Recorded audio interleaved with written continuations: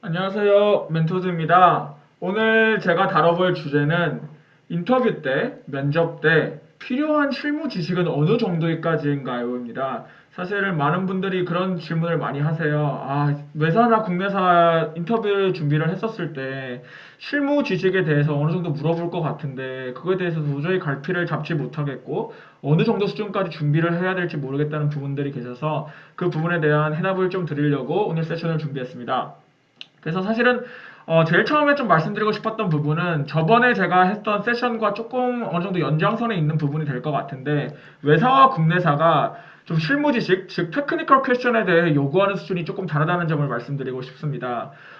외사의 경우는 특히 뭐 M&A 부서, IBD라 그러죠. 그런 부서의 같은 경우는 사실 테크니컬 퀘션이 상당히 중요합니다. 회계적 지식이라든지 아니면 밸류에이션에 대한 그런 부분들, 그런 프리 캐시 플로우를 어떻게 구하고 프리 캐시 플로우를 어떻게 현금 가치로 할인해서 지급의 가치를 어떻게 구할 것인지, 어떤 가정들을 쓰는지, 어떤 부분들을 체계적으로 계속해서 기업의 가치를 어떻게 구해낼 것인지 그런 부분까지도 상세히 어느 정도 알고 진행을 하셔야 되는 부분들이 있기 때문에 테크니컬 퀘션 같은 경우는 상당히 준비를 좀 많이 해야 되는 부분들이 있고, 뭐 다른 부서 같은 경우는 좀 비교적 외사라도 그런 테크니컬 부분들이 적기는 하나, M&A 부서 같은 경우는 아무래도 회사 간의 인수합병을 해야 되는 그런 부서기 때문에 그런 부분들이 좀 상당히 조금 요구를 하는 그런 부분들은 있다고 말씀을 드릴 수 있을 것 같고, 국내사는 그에 반해서 뭐 전반적으로 뭐 M&A든지 여러 부서가 되던 간에 테크니컬 퀘션, 즉 뭐 회사를 어떻게 밸류에이션을 할 것인가, 기업 가치를 어떻게 구할 것인가, 뭐 DCF, 디스카운트 캐시플로우라 그러죠. 그런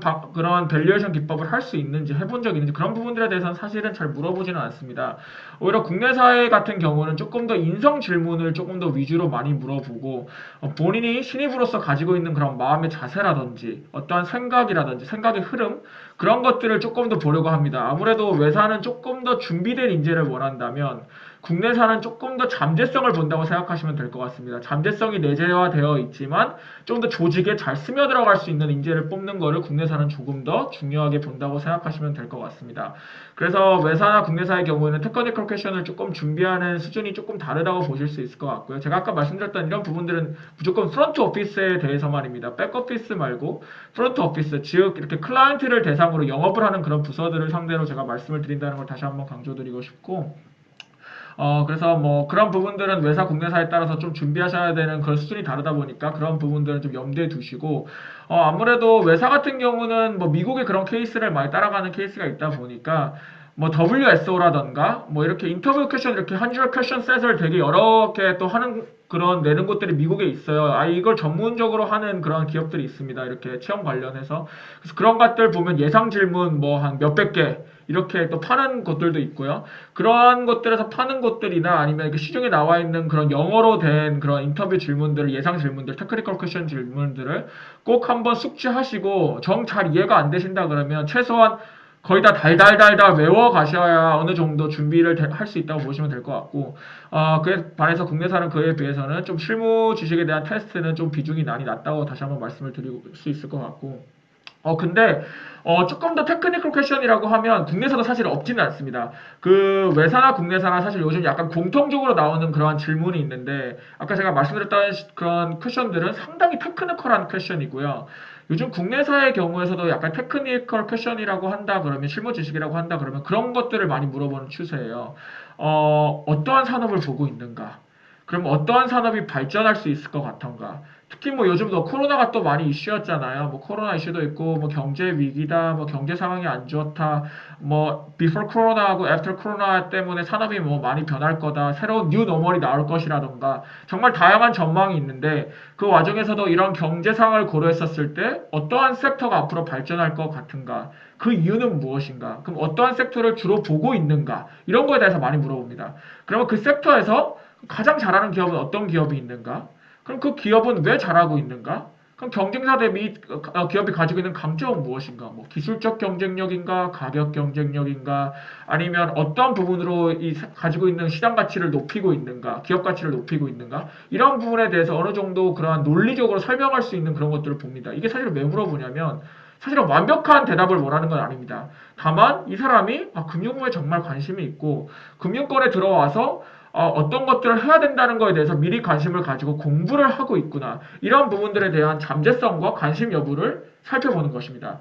그래서 외사와 국내사를 막론하고 이러한 부분은 조금 더 테크니컬 측면에서는 공부를 하시고 가시는 게 되게 중요할 것 같습니다. 적어도 뭐 리서치 부서가 됐던 M&A 부서가 됐던 IPO 부서가 됐던 ECMDC 뭐 여러 프론트 오피스가 있겠습니다만 그럼 부서를 막론하고 금융업에 들어오고 싶다 그러면 적어도 어느 기업, 어느 산업 그럼 그런 부분들은 계속 꾸준히 공부를 하시고 그런 공부를 그럼 어떻게 하냐? 아마 제일 시발점이 될 수 있는 좋은 스타트 지점이 아마 주식을 조금 소량으로 해보시는 것도 되게 도움이 될 것 같고 다트라고 하는 그런 사이트가 있습니다. 그러니까 기업 정보를 다 아무래도 상장사 같은 경우는 다 기업 정보를 다 공개를 해야 되는 그런 의무가 있기 때문에 어떠한 사업을 하고 있고 어떠한 재무제표를 가지고 지금 현재 사업을 진행하고 있는지 이런 부분들이 다 명료하게 다 정리되어 있는 사이트가 있습니다. 다트라는 사이트 꼭 들어가셔서 한번 이 기업 가치라든지 그럼 기업이 하고 있는 사업 즉 어떻게 이 기업이 돈을 벌고 있다든지 이런 부분들은 꼭 한번 읽어보시길 바랍니다. 그런 것 자체가 공부가 될 수 있습니다.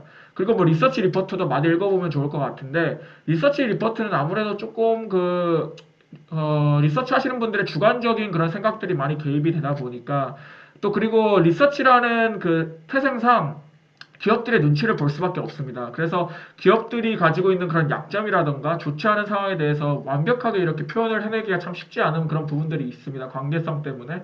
그래서 꼭 그 기업들의 그런 가치를 완벽하게 파악하기 위해서 다트 같은 걸 한번 읽어보시고 리서치 리포트 같은 것들 한번 부수적으로 읽어보시고 뉴스 또 기업이 냈던 그런 공시 정보들 이런 것들을 한번 꼭 살펴보시길 바랍니다. 그런 것들 한번 공부해 보시고 종합적인 판단을 내리셔서 요런 기업들이 앞으로는 좀 잘 될 수 있겠구나.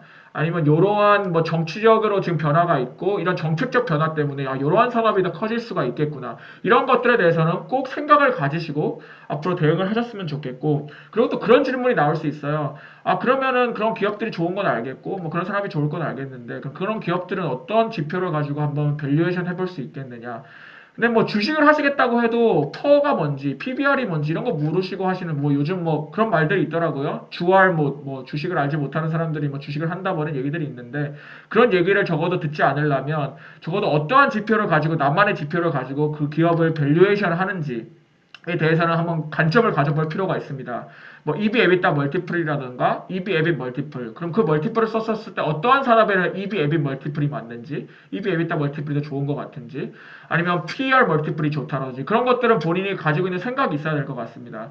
아무래도 EB EBITDA가 뭔지 모르시는 분들이 있을 것 같은데 간단하게 기업 가치를 구하는 멀티플인데요. 인트레스트나 그 이자 비용, 텍스나 그런 것들을 전에 그 회사가 실질적으로 벌어들이는 그런 영업의 그런 그 가치라고 생각하시면 될 것 같고 그래서 실질적으로 EB 멀티플이라고 하면 현재 그 기업의 가치가 현재 영업적으로 벌어들이는 이익에 대비해서 한 몇 배의 회사가 되고 있다는 걸 보시면 될 것 같고 그 EBITDA 멀티플 같은 경우는 거기다 디프리시에이션하고 그 에머타이제이션까지 더해가지고 그런 삼각, 감가상각이라고 하죠.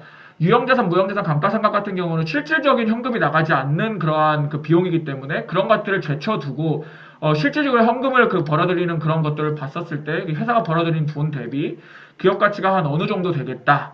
그런 것들을 보는 그런 지표라고 생각하시면 될 것 같고 다양한 여러 지표가 있습니다. 뭐 퍼 지표도 PR 지표 여러분들이 아시는 그런 다양한 지표가 있는데 사실 PR 지표는 조금 손으로 조작하기 쉬운 그런 부분들이 있어요. 회계적으로. 그러니까 그런 것들을 뭐 여러 가지 멀티플들을 비교해 봤었을 때 어떤 멀티플이 종합적으로 좋다 이런 것들에 대해서는 뭐 산업적 특성도 당연히 있고 멀티플이 어떤 산업에 또 쓰이는 멀티플들이 있습니다. 그래서 뭐 PBR 멀티플 같은 경우는 좀 더 이제 금융사 왜냐면은 자기 자본이 좀 큰 구조로 가지고 있기 때문에 PBR 몇 배로 거래되는 경우가 많거든요.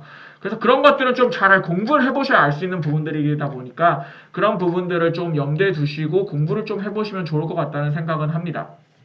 그리고 결론적으로 마지막으로 좀 강조드리고 싶은 부분은 실무 지식 물론 중요하죠. 근데 면접 때 가장 중요한 거는 당연히 인성 질문입니다. 인성 질문이 결국 당과 락을 가르는 대세라고 생각하시면 될 것 같습니다. 아무리 이 친구가 실무적으로 좀 뭐 들어와서 빨리 적응할 것 같고 잘 준비가 되어 있는 친구라 그래도 인성이 꽝이고 별로 불성실해 보이고 들어와서도 조직이랑 잘 융화되지 못할 것 같다고 생각이 되면 무조건 떨어집니다.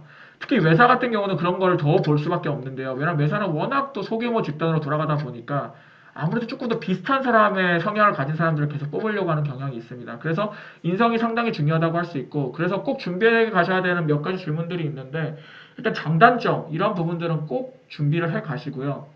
그리고 본인이 했던 그런 과거 인턴 경험 꼭 잘 정리를 한번 해보시길 바랍니다. 꼭 한번 써보시고 뭐 회사를 가게 되신다면 영어로 한번 당연히 써보시고 그거를 거울 앞이나 지인들 앞에서 꼭 한번 발표를 해보십시오. 이게 직접 썼을 때나 머리로 생각했을 때하고는 직접 말을 할 때는 편하게 말씀하시는 분들도 있는데 또 되게 그런 것들을 좀 잘 못하시는 분들이 있어요. 그래서 꼭 사전에 한번 연습을 꼭 해보시라고 제가 한번 미리 강조를 드리고 싶습니다. 그래서 그런 것들은 해보시고 그리고 이런 인성 질문 나올 수 있는 게 뭐 그런 것들도 요즘 좀 줘요. 이렇게 어떤 상황을 딱 주는 거죠. 이런 상사가 뭐 몇 시까지 뭐 이걸 해놓으라 그랬었는데 너가 뭐 바쁜데 어떻게 할 거냐 뭐 이런 것들에 대해서 당연히 저는 바빠서 요즘 뭐 개인의 그러한 생활이나 생각이 중요한 시대니까 좀 먼저 가겠습니다. 이러면 100% 떨어집니다. 무조건 떨어지는 거예요. 그러니까 조금 더 약간 이 인터뷰는 포장이 좀 되어 있어야 되는 부분들도 있는 것 같아요. 그래서 어떤 식으로 대답을 할 것인지, 어떤 식으로 좋게 대답을 할 것인지를 한번 계속 고민을 해보시고, 그런 것들은 꼭 한번 적어보시고, 좀 약간 앞에서 발표도 해보시고, 연습을 꼭 한번 해보시길 바랍니다. 그러니까 이 대세, 인성 질문이 왜 이렇게 대세를 가르냐? 사실은 이 인성이 자신이 준비가 안 돼 있고 연습 안 해봤을 경우에 조금 이렇게 좀 떨게 되거나 긴장을 하게 되면 자신도 모르게 자신의 속마음을 드러내는 경우가 상당히 많습니다. 그래서 그런 부분들이 꼭 미리 준비가 되어 있어야 된다는 말씀이 되고 마음가짐이 사실은 거의 다 말로 나오는 경우이기 때문에 꼭 인터뷰 들어가시기 전에 한번 마음가짐이 어떤지 내가 어떠한 태도를 가지고 임할 것인지 꼭 한번 다시 한번 면밀히 살펴보시길 바라겠고 이성적으로 뭐 예를 들어서 단점 같은 걸 얘기할 때도 조금 이렇게 빨리 고칠 수 있는 그런 단점을 얘기하시고 이런 단점을 내가 어떠한 행동을 통해서 고쳤고 그게 또 어떻게 좋게 발현이 됐는지 이런 부분들로 좀 약간 뭔가 논리 정연하게 답할 수 있는 그런 공식들을 가지고 접근을 하시면 좋을 것 같고 인성적으로는 항상 좀 제가 친구한테 말하듯이 이렇게 쉽게 말하면 안 됩니다. 조금 그 사람들이 들었을 때 좀 더 이해가 될 수 있고 당연히 이렇게 대답을 해야 될 수 있다는 그런 방향으로 접근을 하시는 게 조금 더 좋다고 생각하고 물론 아까 다시 한번 짚어드리자면 외사 같은 경우는 조금 더 테크니컬 퀘션의 깊이가 조금 더 들어가야 될 수 있다는 부분을 말씀드리고 싶고 M&A 부서가 특히 더 그렇습니다. 뭐 다른 부서는 조금 더 아까 제가 말씀드렸던 산업이라던가 기업이라던가 어떻게 밸류에이션 한다던가 뭐 그런 것들 정도 위주로 되게 공부를 많이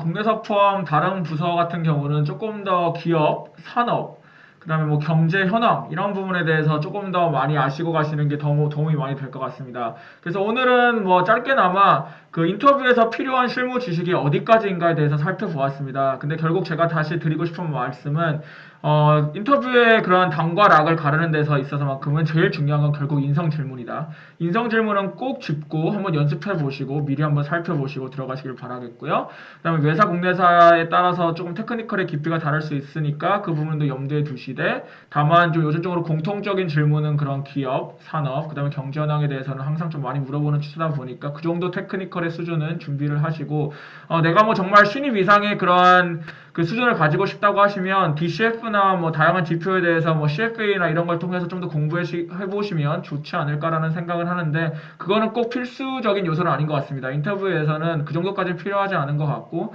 그래서 아까 제가 말씀드렸던 부분들 정도만 잘 커버를 하시면 그리고 충분히 통과하실 수 있다고 생각이 되고 그리고 다양한 인터뷰를 한번 해보시면 아마 아시게 될 것 같아요.